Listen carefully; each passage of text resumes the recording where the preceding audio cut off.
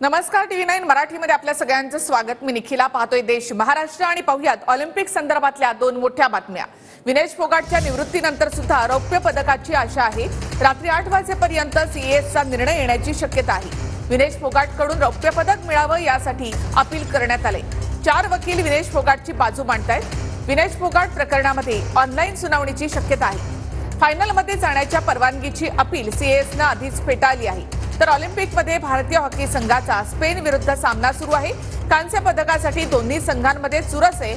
भारतीय संघ 2-1 न आघाडीवर आहे।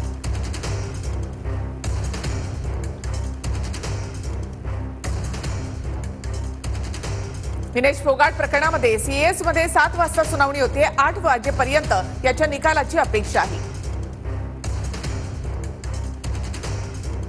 विनेशकडून रौप्य पदक मिळावं यासाठी अपील करण्यात आले। निकाल बाजूने लागला तर रौप्य पदक विभागून मिळणार आहे।